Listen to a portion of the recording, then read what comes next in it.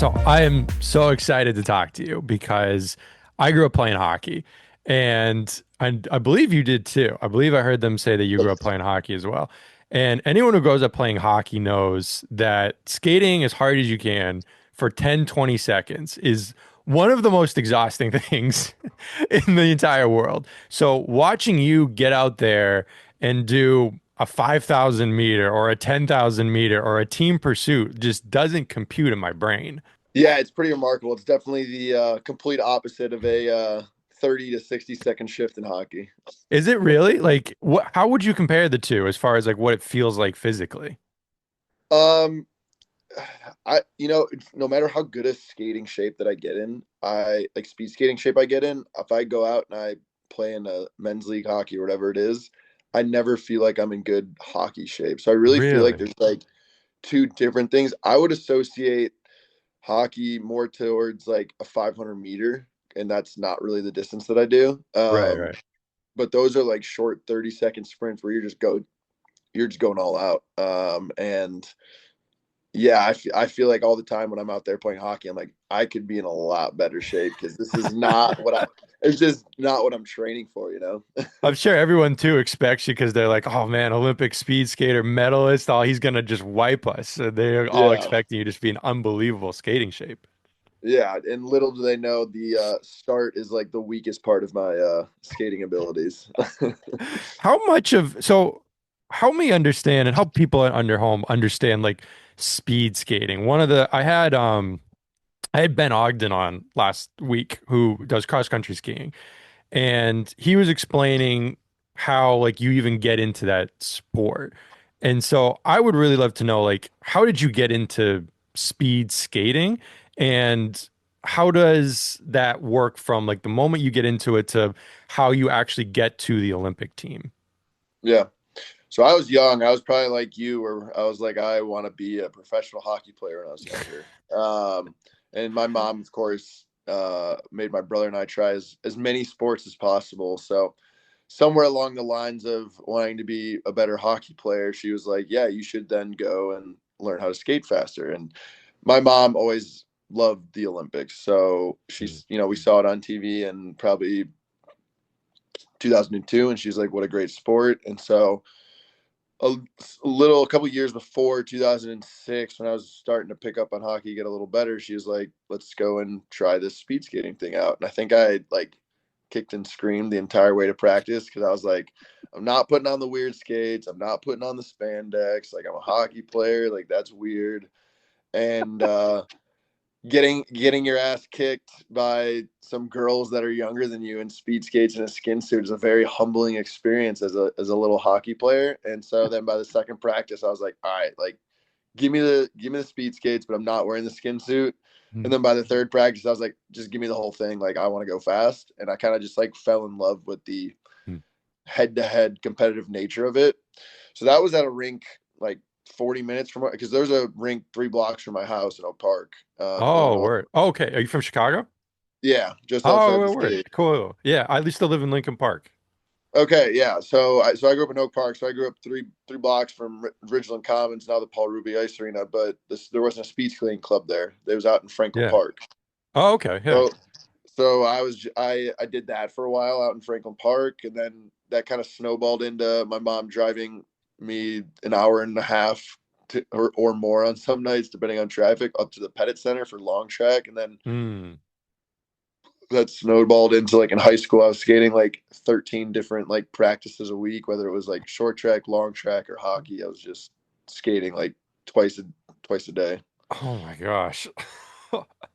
Do you compete for that for your high school, or is there like a club that you represent? There's no It's not a high school or college sport. So even when I was in college, I was just kind of like, I mean, Marquette, I went to Marquette in Milwaukee, Yeah.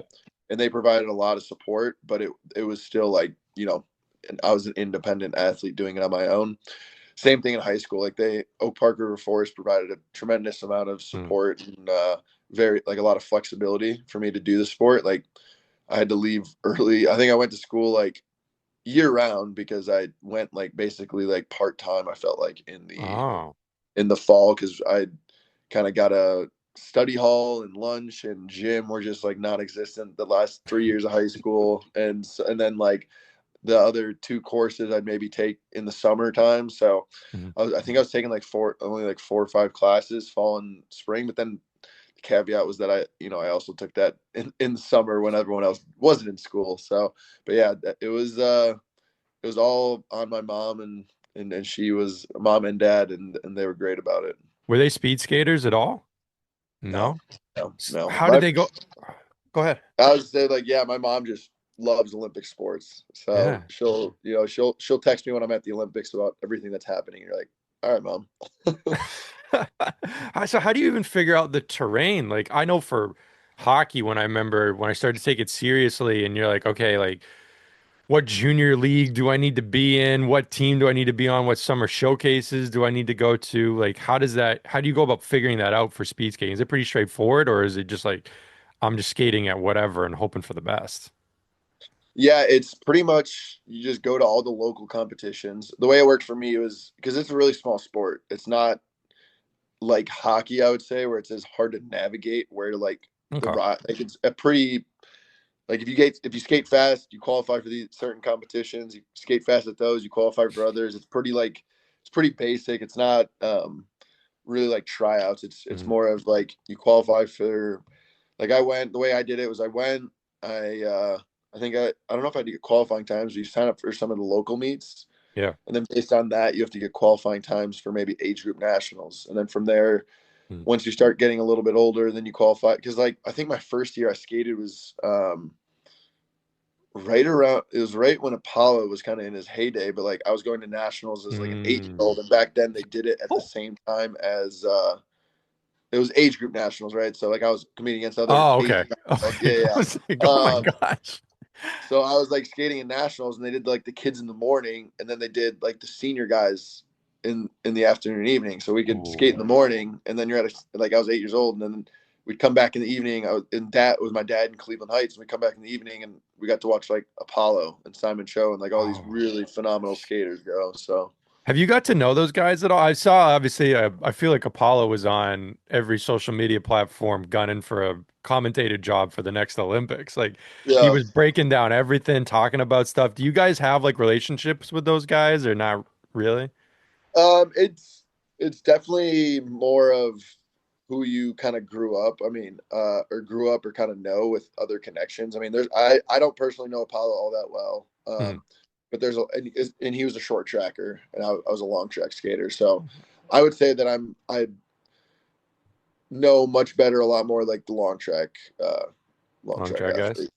Yeah. So at what point for you are you like, obviously you said like you're gung ho on this hockey dream. At what point are you having that conversation of like, hey, like I'm legit at speed skating. Like this could be the thing.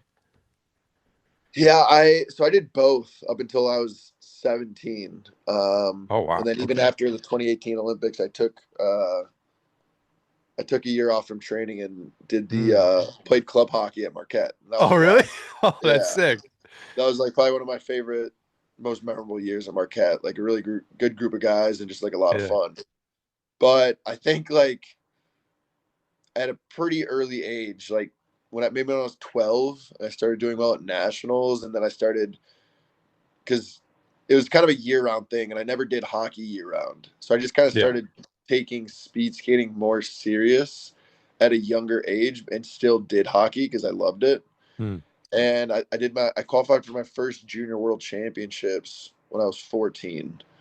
And so I think at that Hmm. point I was like not thinking that I would make an Olympic team 3 years later, but I was like, okay, if I'm qualifying for junior worlds at 14 and I'm doing really well, because I was, at 14, had some of the best results out of the U.S. skaters at that Junior Worlds, Didn't and you so I set was like a like, US record or something? yeah, I had some I still have some U.S. junior records, which is That's pretty so impressive cool. because some of the juniors that we've had come up after me have been like very, very good skaters. Yeah. Like Gordon Stoll's Yeah. he just won 2 golds and a silver medal, and I think he has all the middle distance and sprint junior national records, and I just have like the 5K and the 10K record. That's legit though. That's so sick. I know you could say he's as good as he is, but he never got my 5K and 10K junior national records. Never touched him. So I give him shit about that, but whatever.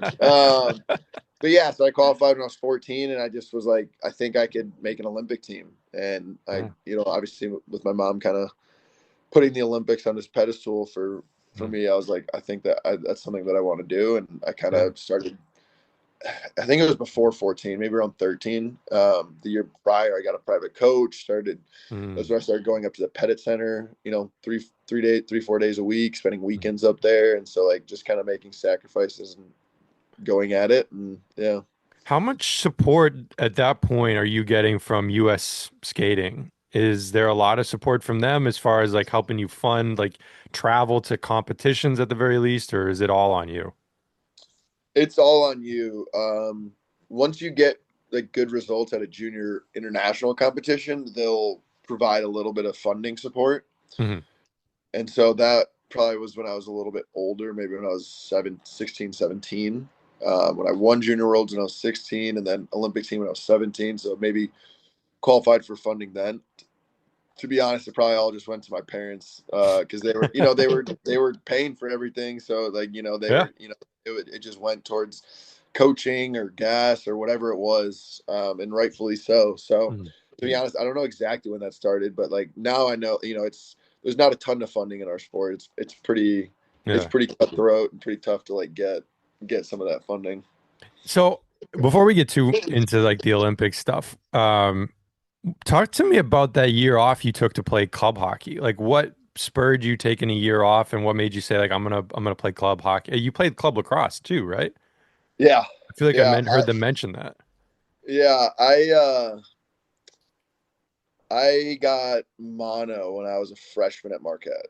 Oh. And that was the second time I'd had it. And it really took a toll on my training because then all of a sudden, like, I was having I would say this steady rate of success and getting Mm. better and faster. And then I got mono and I couldn't train for like a year.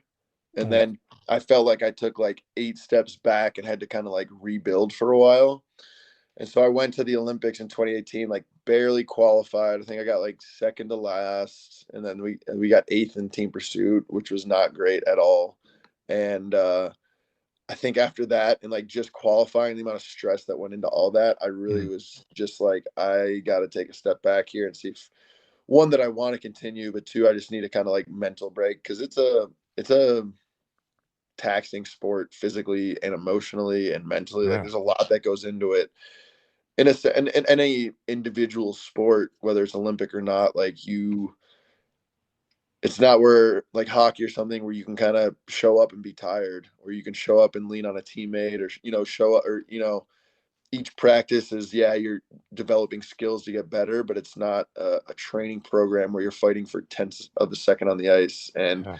if you show up tired, or if you show up distracted, or you're not Mm. skating well, the clock's going to show it, because Yeah.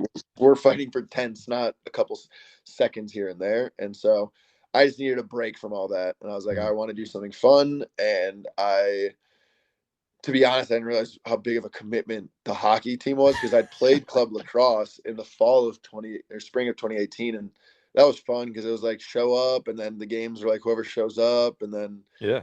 kind of just, that was a lot of fun, a little bit more relaxed. Hockey was definitely like, a little bit more, obviously, a little bit more money, a little bit more committed to practices and games, but it was so much fun. That group of guys was amazing. Yeah. And I think the only way I really got on the team was like at the last thing at tryouts, obviously, is like some 60-second drills. And I was still in phenomenal shape, and I was just kind of laying it down. And I was Yeah. like, I'm a good hockey player. There were some really good hockey players that played on that team, and so I definitely didn't stand out by any means. So I was like, I got to do something to stand out. And so I was just hitting the Yeah. 60-second drills hard.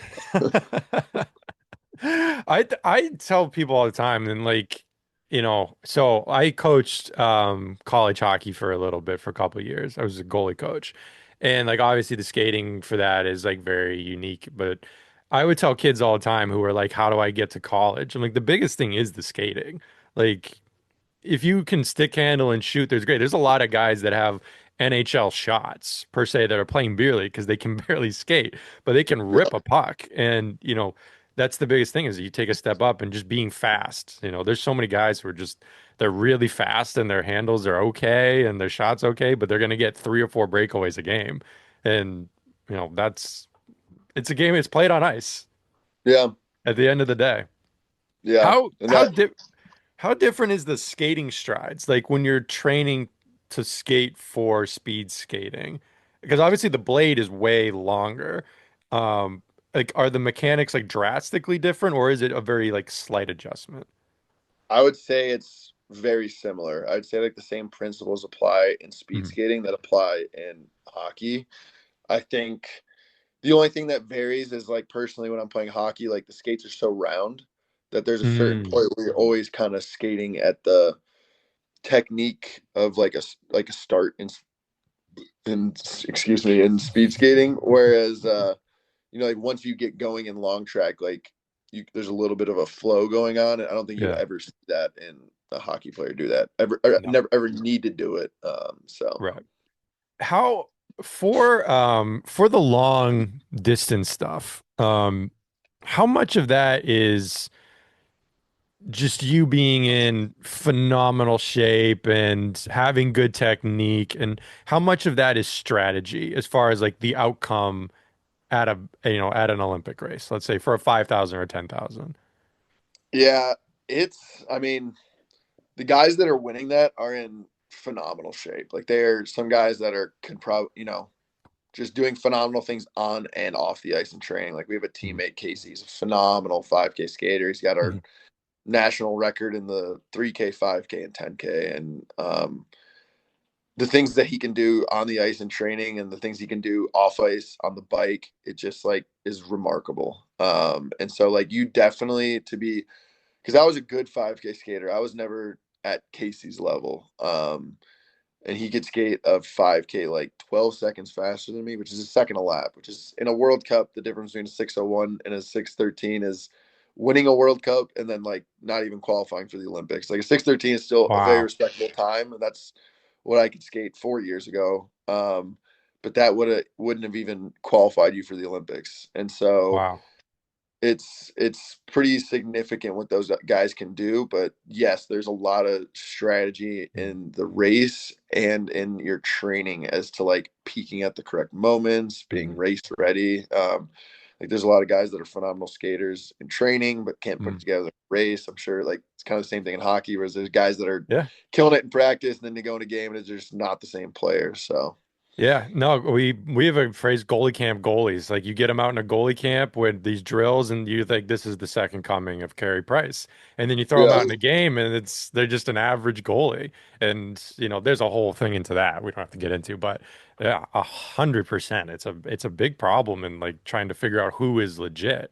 And like I guess you guys at the end of the day have times, but I'm sure, you sitting there after races going like I probably could have had a second faster time in me or this or that or you missed this by 0.8 of a second. You're like, I have that. yeah, yeah. I mean, there's probably a handful of races over the last 4 years where like I got off the ice like, yeah, that was the best that I could have done. And I Mm, probably raced what like 20 or 30 times a year over 4 years, so over 100 times. oof. And so it's funny because like people are like, oh, like you skated a personal best this year, and in our team pursuit we set a world record. And so like you're Mm, getting faster. Like, don't you want to like keep going? Like things are going well. And I'm like, yeah, but I had in my 1500 maybe like three good ones this season, which is mm. a ton for 1 year.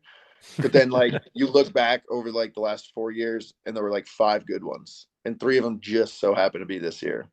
And so I'm just like, I don't think I can overlook 3 years of pain and suffering and over analyzing just for like I just happen to have one good season where less than half of my 1500s, but still more than most years were really good. So When you're doing the training, are you guys like, are you deep diving into like video and getting like that exact angle and perfect technique, or are you guys more focused on like, taking blood and looking at time trials and percent of VO2 max, or is it just everything? It's everything. I mean, we Oh, take we look at heart rate, RPE, we take blood lactate, we're doing Wingate tests and yeah, like lactate threshold tests, and at the same oh my time like gosh. we're getting video. So that's kind of like the thing that I always loved about skating was like one that there's so many different elements that went into it. Like there's physiological side, there's the Mm, mental side, there's the technical side, but then there's also that feeling of like, especially in long track, where you're kind of racing yourself in a sense. Like I could go out and compare mm, myself to everyone because we're going to a competition and you want to win, obviously. But mm. at the end of the day, like if I can skate the fastest that I ever skated and I'm still, 2 seconds off the podium, I'm still going to be happy because that's the fastest I ever just skated. Mm. Whereas if you skate a horrible race and it's maybe a good result, you're like, okay, like that was great, but that also means maybe that a handful of guys didn't have a good race and I just caught them on a bad day. So that's the one thing I Yeah. always love about long track is like all the different elements that went into it, but then also the fact that you could, you're really just comparing your results to yourself at the end of the day. What is that like? So when you're thinking about pacing yourself for a 5K or a 10K, where is that zone you want to be in? Are we talking like we want to sit at 75% for a lot of it and then push, or, I obviously there's a very famous video I feel like that goes around of it's short track, but that person right out the gate just laps everybody, sits in the back, everyone forgets. Like Yeah. obviously you can't be doing that, I'm assuming, for a 5K or a 10K. What is the Well, strategy for a race like that? yeah, because so especially because that's short track. So short track is what happens Right. on the hockey rink. On a long track, I mean, you kind of saw that in the I don't know if you watched the men's mass start at the Olympics on long track, but like two guys kind of did what that girl did. They didn't catch the pack, but they got a half lap ahead, and no one really wanted to chase them. And then those two guys got gold and silver. But in an individual time trial race, I mean, so I do the 1500. I haven't done a 5K, 10K in a while. So 5K, 10Ks it's all about pacing. And it's like Mhm. what you could do, I would say, at like 90% of your max effort for 12 laps. Like the first couple laps are easy, but heart rate wise, you're in, zone 4, zone 5. Like you're riding probably 180s heart rate the entire race. There's you get off the line and it's like Oh my a goodness. threshold 6 minute race. 1500 meter, especially being a distance guy, and you could say the same for sprinters, but like that race is the equivalent to like an 800 meter in track time wise, Mm. where it's like a minute and 40 something seconds, and you just you're sprinting off the line. It's like a sprint off the line, and then you Yeah. got to hold. Um, and then the team pursuit is kind of in between those things, where it's definitely like not a 5K where you're like kind of chill. It's you there's three guys pushing and it's a Mhm. 3K, but we're going the same lap like our when we set the world record, the first like 5 laps of that were at almost as fast as I do my first lap of the 1500 meter. Oh wow. And so you just put three guys together and it's like three engines instead of one, and Yeah. you're just hauling ass, and that is pretty painful.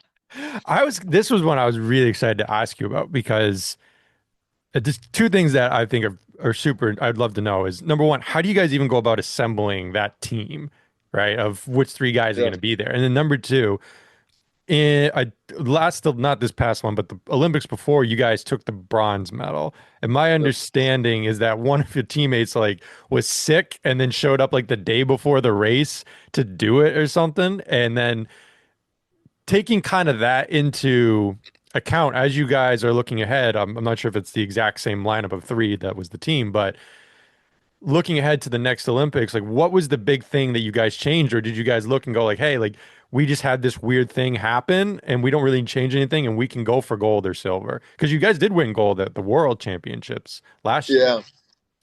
Yeah, so that was Casey, the kid that leads the team pursuit now. He Okay. got COVID after Olympic trials, and the Oh, problem is he was recovered and he could train, but he couldn't get like 3 consecutive negative tests for some reason. It was like, I mean, it oh, was COVID. A lot of weird things were happening. right. So the problem was is he could get the 2 consecutive is what he needed, Mm. but they were worried that he was going to get to China, and we tested every day in China. And if you test positive when you're in China, you just go into like complete isolation. So the problem was is like he was fine, like he was healthy, he was past the 2 weeks, like he could train, but the problem was he was still testing positive, and so it was a complete, you know, shit show. Yeah. And he was just here training. We were all over there. He didn't really get the whole Olympic experience. He showed up the day before. He missed his 5K that he qualified for, so I skated that for him. And then he showed up the day before the 1500. They lost his luggage, so he had to borrow a set of blades, which it would be like borrowing a set of blades is kind of like, I guess in hockey, like using someone else's curve. You know, it's like not your flex, it's not your curve on Oh, your stick. Like it's really just like something you're not comfortable with. yeah. And so shows up, skates that, doesn't do great, but then we got a couple days before we're training, and then yeah, we do the TPs, and we skated great at those team pursuits. I think we just got I think that Olympics we got pretty unlucky in the Mm. semifinals being with the Russians. I think they skated one really good team pursuit all year, and it Hmm. was against us in the semifinals, and it was an Olympic record, and that's just kind of how sports work. Yeah. The And Russians in so the it was one of, Olympics. yeah, it's like what happens at the Olympics, like people show up. So it was one of those Yeah. things where we're like, I don't think we would have changed anything. Like we also skated a 3:36. We were under the old Olympic record with them, and it was just nothing we could do. We just got beat, and so I think we left that bittersweet because there was like, I mean, we skated great, but we just couldn't.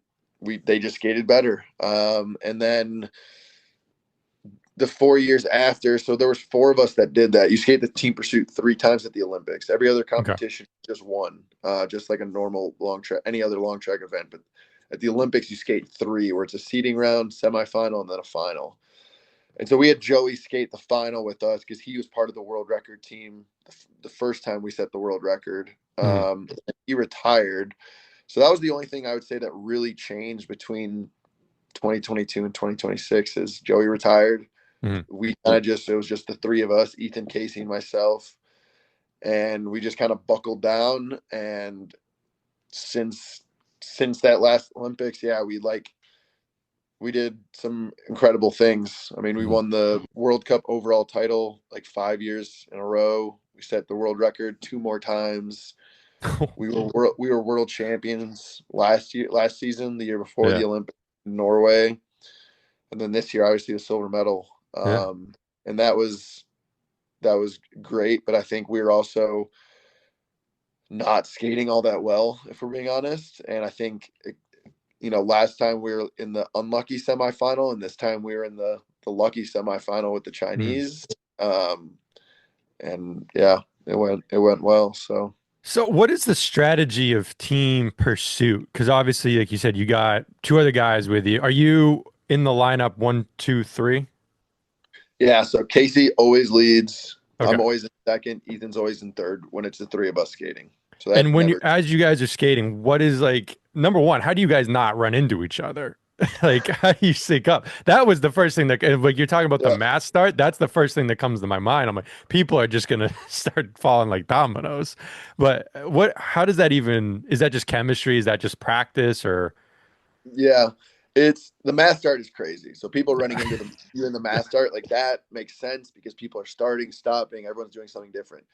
This more closely is it's kind of like track cycling. I was just speaking to some cycling people, but like track cycling, yeah, where like nobody has brakes on their bikes because they're all fixies, and you're like, oh, that's terrifying, but also in a way it makes it safer because no one's just hammering the brakes in the middle of a race.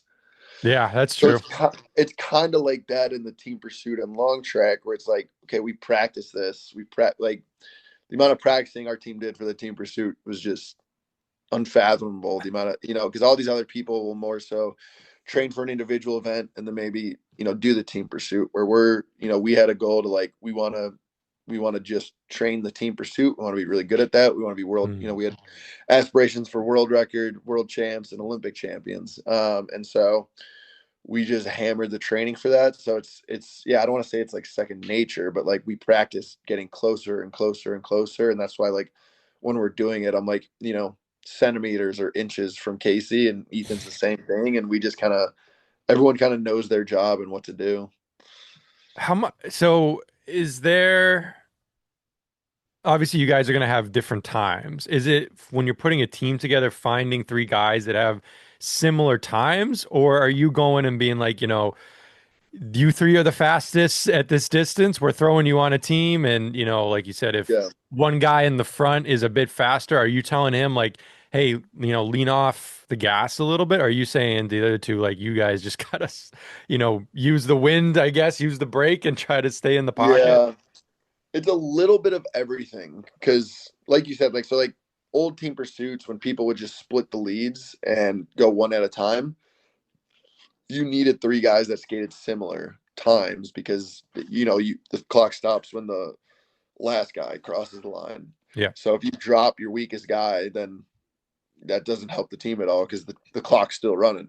So we kind of like changed the way they were skated in the sense where, like, instead of like trying to put three equal guys together and maybe have the strongest guy lead, we were just like, let's just all work together and push the Mm. guy in front. And so we kind of go in order of, like, Casey's definitely the strongest distance skater, and Ethan's also a phenomenal distance skater, and I'm more Mm. middle distance. So like the way we approached it was, Casey skates a good track pattern. He has a lot of endurance, but he's also he's his personal best in the 15 is very close to mine, like only a couple Mm. tenths off. Okay. But his 5K is a lot faster. So he by and far is the best all around skater out of the three of us. And then I have a little bit more top speed, so he's got good endurance. Put him up front, let him break the wind. Emery's got a good better top end speed, I would say. So let's put him in second because, like I said, that those first 4 or 5 laps are faster than what he would skate his 1,500 meters at, and they're Mm. just slower. And we're skating twice the distance than a 1,500 when we're doing that. So there's a certain element of you need both. So then I go in second because I got a little bit more top speed. I can transfer that to him. I can draft well. I can push well. So in case he's easy to follow. And then we put Ethan in last because he's a really strong distance guy. And so he's getting the draft from Mm. us. He can contribute a lot. He's still quite a good 1,500 meter skater, but he's definitely a better distance 5K, 10K guy, mass Mm. start. So we put him in back, and he's kind of like the caboose, and make sure that I don't, quite frankly, that I don't get kind of dropped off the back. So we're all just kind of like transferring that Yeah. into Casey, and we've done it enough where we just kind of know what the lap times need to be. But like, we can tell in back if Casey's not doing his job, they can tell if I'm not doing my job, and then two of Mm. us in front can tell if Ethan's not doing his job. And like, more often than not, like we put it together in a race. But when we're in practices, we have all those conversations of like, yeah, like, you weren't doing your job or you could do better in a respectable manner, Yeah. not calling each other out, but it was just, we're honest with each other about, like, Case would be like, yeah, you guys are like, that was tough. And we're like, yeah, we know We're that. aware. We're aware. We're aware. Are you guys able to communicate with each other with like just like taps or like yelling at each other or something in the race? Are you like paying attention to what the other team is doing, or are you just we're just skating? Um, a little bit of both. Like when we started catch the Chinese in the semifinal and we could see them, I didn't want Casey or Ethan to like gas it too much because you're head to head. So if you can see the other team, that means you're 100 meters ahead of them, and You're that's doing 100 well. meters. Yeah, you're doing well. So I was trying to tap Casey to be like, just take it easy, like coast it in, just keep him in sight, but we don't need to like keep hammering it.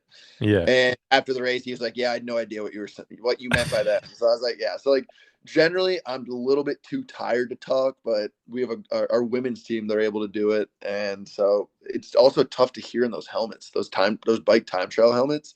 Yeah. It's like you could like barely hear coaches, and then you throw like fans, like people screaming into the mix, and it's like Oh, that's true. you Yeah. can't hear a ton. Are the coaches on the mic inside?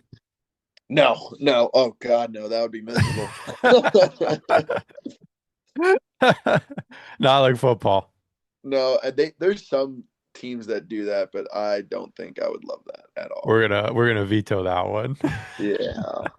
So for speed skating at the Olympics, obviously the Olympics is, the peak of the sport. And with these other countries, do you guys think about like, the 1% difference and the things people do to get that 1% difference? Obviously, potentially the long jump ski jumpers were messing around with hyaluronic acid a little bit, apparently.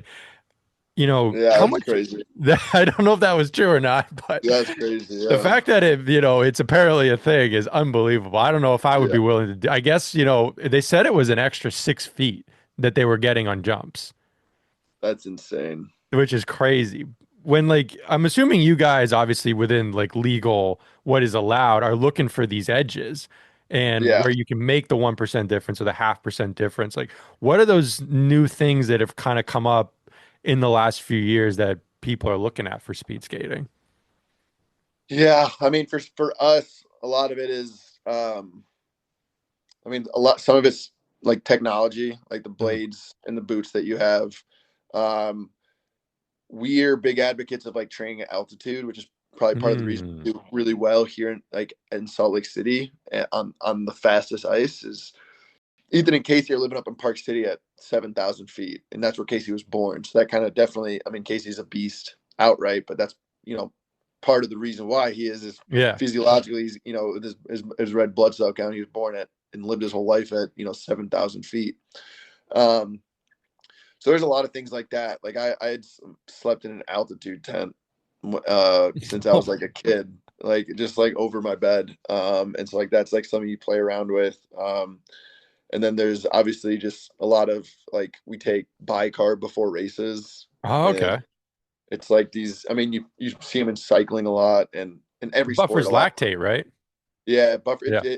It just puts your the way I understand it, and I'm by no means an expert, so take this for what it is. But it kind of lowers your initial starting point, so Okay. that when you start to build lactic acid, you're starting from down here, and then it goes up rather than starting from here and then going up.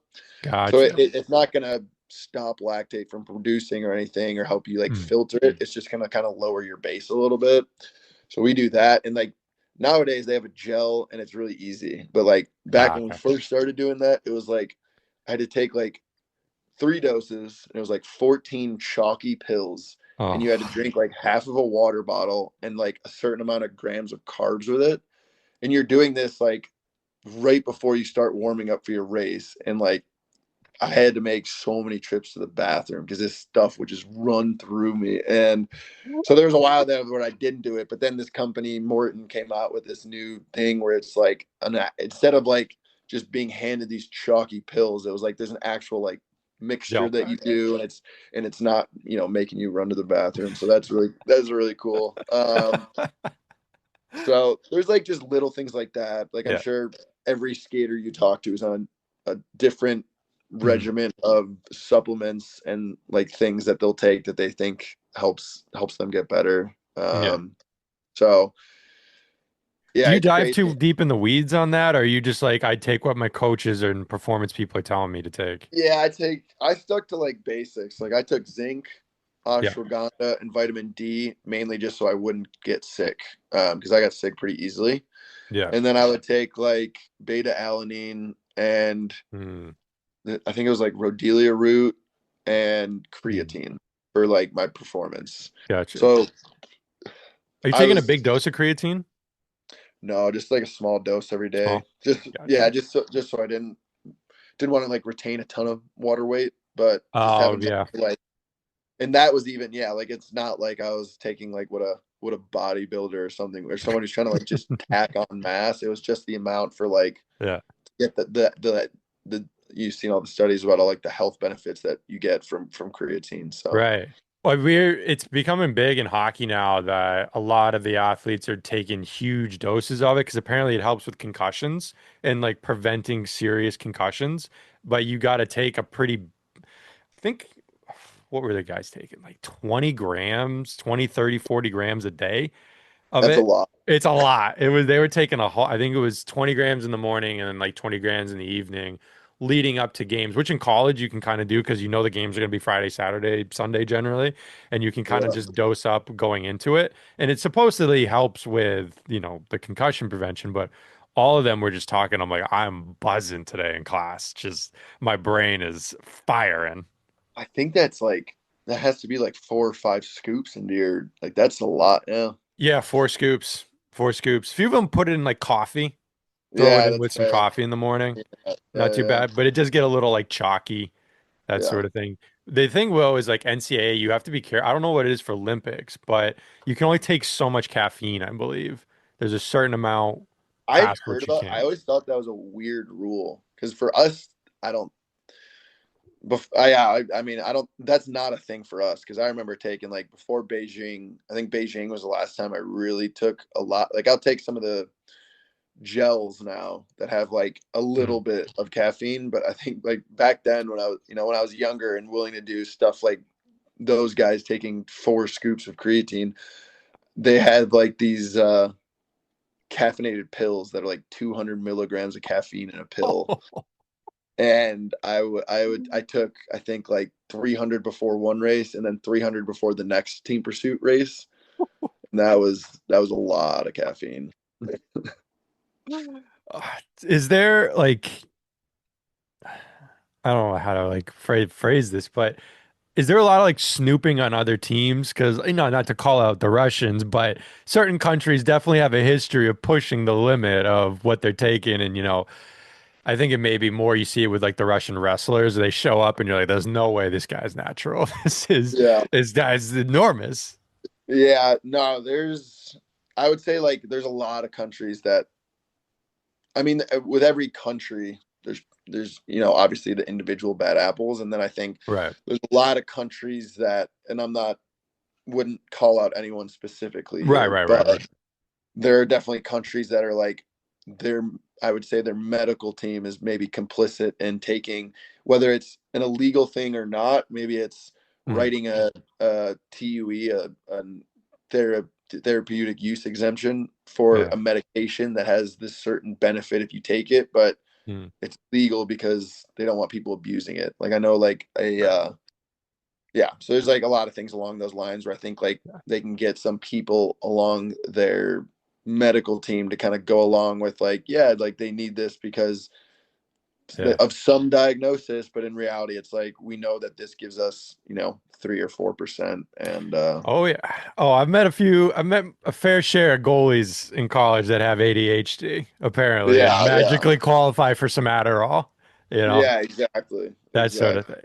And like, how do you handle that? Are you just like, I can't control whether they're juicing on whatever or they're doing this or that, but like, obviously I'm assuming the people you're competing against and you're seeing them at a lot of competitions, and then all of a sudden, maybe somebody shaves a weird amount of time off and you're like, I guess maybe, but Yeah, also probably yeah, not.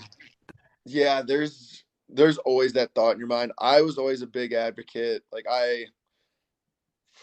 my stance is always like I know it's happening, but Mm, I'm not gonna like read too much into it because I think there's like a lot of people in our sport, they see someone get good and they're like, oh, he's juicing or he's yeah. doing something sketchy. And like, I don't know. I don't like to have that mindset because then that just makes me feel like, well, I don't know. I just think that's not a good mindset because some people Yeah. do get really good and like, so, but if you were going into our sport thinking that everybody's clean and no and everybody's on the same playing field, then I think you're a little bit naive in that sense. But I also I'm not the guy that goes around and Yeah. like point fingers like you're only good because of this and that. It's just like, yeah, it's Yeah. happening, but I can't prove it, so I'm not gonna Yeah. just go around accusing people. And so I just like it's happening, and hope I wish it wasn't, or hopefully it's not on a scale that people think it is. But Hmm. it is what it Well, is. People get good.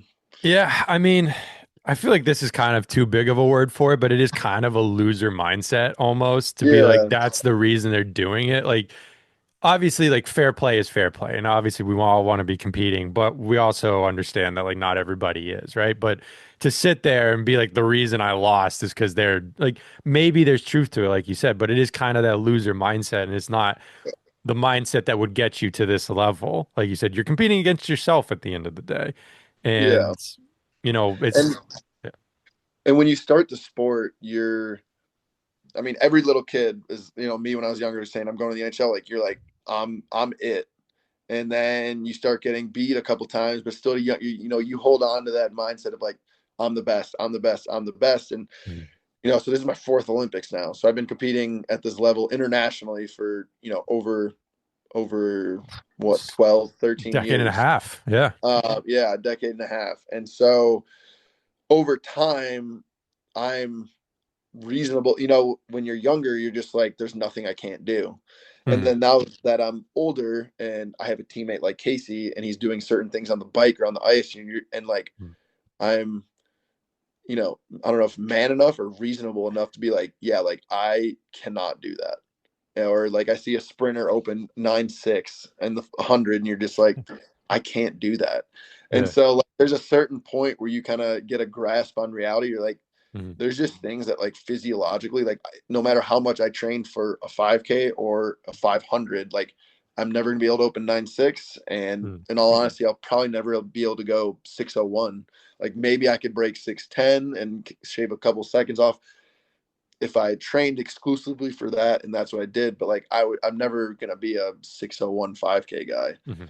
And so yeah, I feel like at a certain point, like there's those people that kind of accept, like, yeah, there's just Mhm. physiologically, there's things that I can't do, and you kind Mhm. of wrap your head around, okay, like then what can I do? And Are then you that's are you able to sit in that and go like, man, like I have I have national records, I have world records. Like you're talking about like, yeah, I can't do this, but I can do this. And this is what makes me me and what makes me good. And I have the hardware. I have the medals to show it.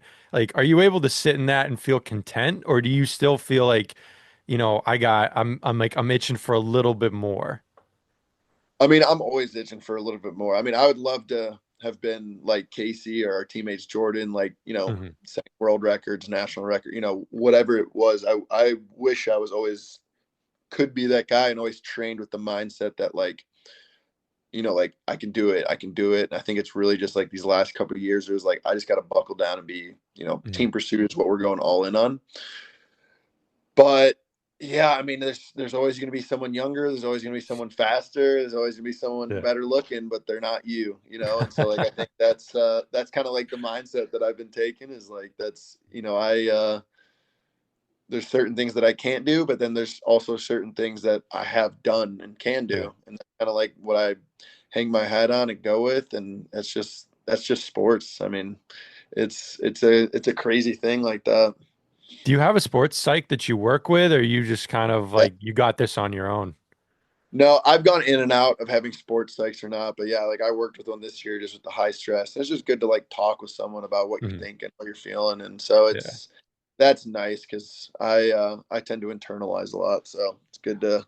Well, I've heard a lot of athletes talk about this. When I found the hardest thing to get an athlete to do when I was coaching was to go see a sports psych because they're, athletes are athletes, and I think at a certain level, once you get past it, they all have this like, I don't know, like psychotic, psychopathic mode that they go into to win that is Yeah, hard for the average person to understand. But what I've found is a lot of them, and I don't know if you found this, like you go in, you're just talking to somebody, and you end up kind of working through your own problems on your own. It's just having the person to bounce it back.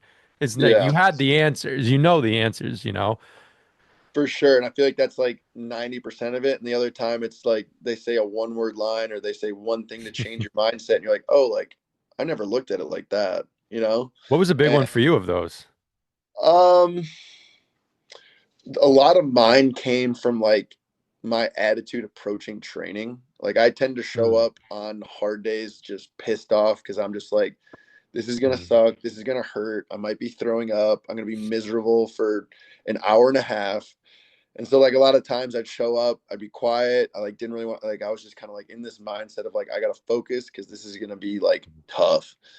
Instead of like kind of changing the mindset, and same with races, like and then so I took that mindset to races where it was like man, like 900 meters into this 1500-meter, like this is gonna hurt. Like damn, like I don't know, like it's gonna hurt, and I'm just gonna fight through it instead of like kind of changing that mindset to like, yeah, it's gonna hurt. Like I'm excited for that. Like that's all. Like that's Mm, what I trained for, and so like changing that like pissed off about it hurting and kind of being scared of it to like I'm excited. Like I want it like mm, hurt earlier. I want to be able to fight through that and like that show myself like how mm, strong I am and how well I can hold my technique together while my legs are just like falling apart here. So that's kind of like the mindset yeah. that I changed this year, and I think it like really helped with some of the races. How much of the race at the elite level do you think is like a mental game? Because I've seen so many Yeah, elite athletes that, whether it's hockey or whatever, the moment like, goalies, for example, whatever their technique is and however good they are, if they think the puck's going to hit them, it sometimes just hits them. It's yeah, crazy. And the moment they think that it's not going to, it goes in.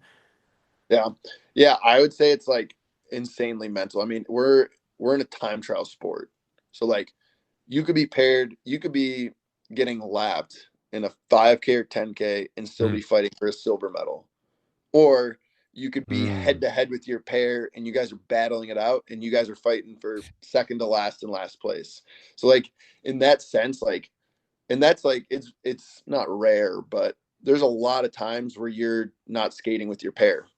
They try and do pairs so that people are even, but yeah. there's a lot of times where the pairings like someone's having an off day and you're just out there skating alone. And so I would say like a massive part of it is mental because like you have to just learn to be in the pain and Mm. just in a rhythm, like out there all on your own.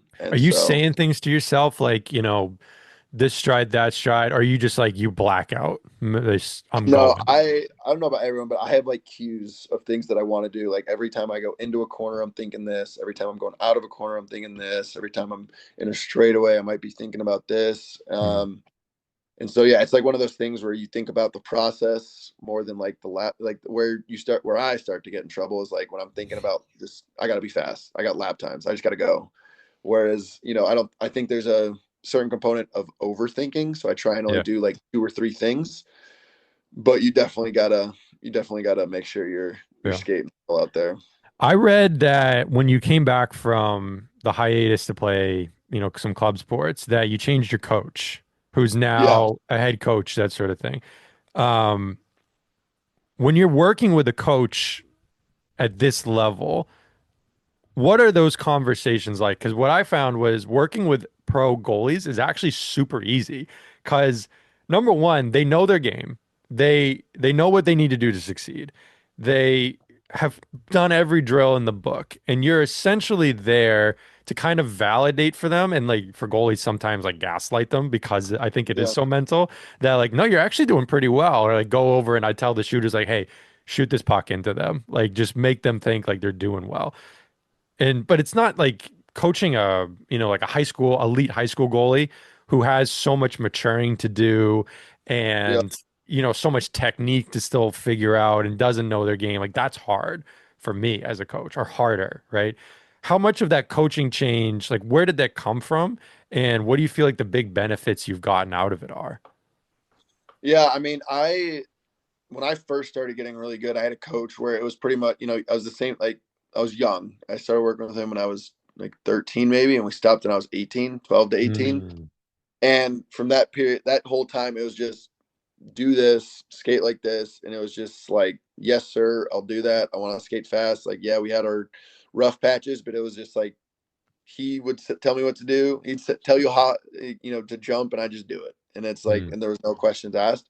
And so I think the transition kind of came, and I had a coach in between there. One of my Ethan's older brother coached me for a while, Oh, but then cool. after I came back, I definitely was looking for more of a like give and take, kind of like what you were talking about. Is like I think like I know like loosely know what to do. There's a little bit less gaslighting because the clock doesn't lie, Yeah, that's true. but there's definitely that component of like I wanted it to be more mutual so that I could learn and teach. And yeah, I think it was a good relationship in that sense Mm. where there's a lot more give and take rather than just Yeah. you do this and I was just like, yep, okay.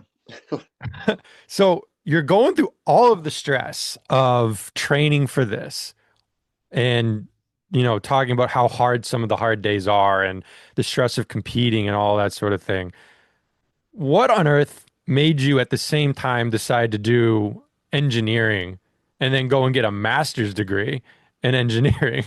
Are you just like, let's see how hard we can make life for myself, or I'm a busy mind. I always felt like, speed skating gave, it gave me enough to survive here for these last however long, but you're not, unless you're winning, unless you're bringing home, yeah.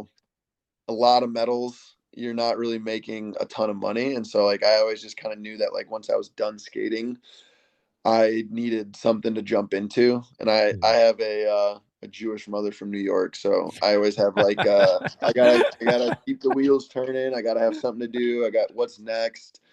And so like I always knew that like afterwards I would, Yeah. I'd wanted those degrees because, I think it would help me get a job. And I think I was a good problem solver. I loved all the engineering work because Yeah.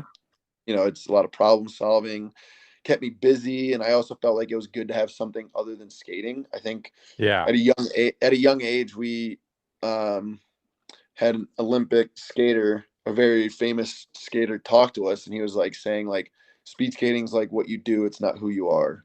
And Mm. so at a young age, you're like, no, like this is who I am. Like people are like, oh, everybody, like I'm a speed skater. That's what I do. Same, I'm sure same with every kid you meet that plays hockey. He's like, oh, like I'm a hockey player, and they're not like thinking about it Yeah. as this is, it's just like something that I do. It's a phase of my life, whether I stop when I'm 13, 18, or 35. That's just something that you do. Yeah. And so I think like I after 2022 like really kind of took that as like it's just something that I do. Like I need something else that I'm gonna do because this is Mm. gonna end soon. And I think like there was a certain age where you pivot from like no, this is who I am to like no, I think this is just what I do. Like I gotta have something Yeah. else going.